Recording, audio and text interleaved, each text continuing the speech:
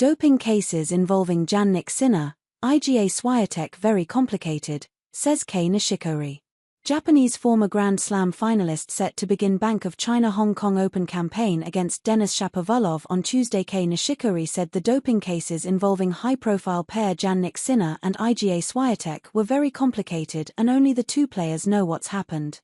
On Saturday, the outspoken Kyrgios lashed out at Sinner and Swiatek, who both tested positive for banned substances in 2024.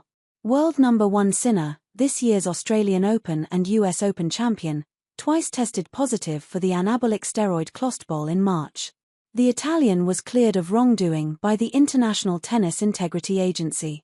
He could still be banned, nonetheless, after an appeal from the World Anti-Doping Agency triggered a court of arbitration for sport hearing, which will not be held before February 12. Five-time women's Grand Slam champion Swiatek served a 1-month ban after testing positive for the heart medication trimetazidine in August, when she was world number 1.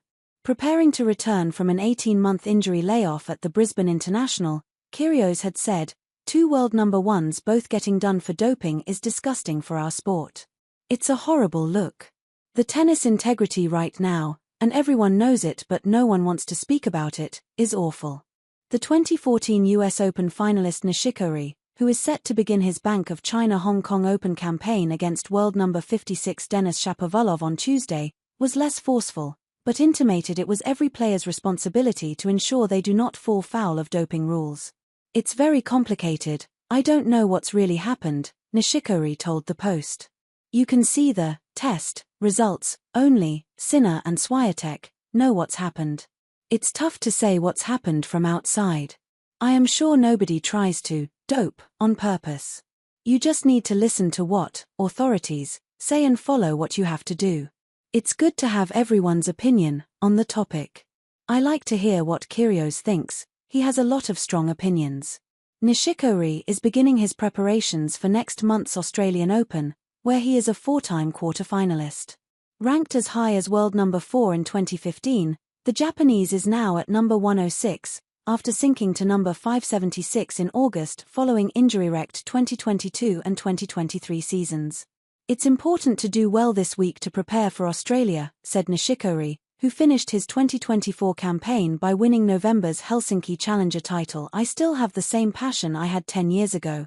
I haven't played Sinner or 21-year-old 4-time Grand Slam champion Carlos Alcaraz, and I would like to this year. If I can raise my ranking, it should happen. It's good motivation for me to play against those young, talented players. Physically, I am doing well, finally, tennis-wise, I'm confident and playing well. It's not going to be easy playing top 50 guys, it's a different level, so 2025 is going to be a challenge."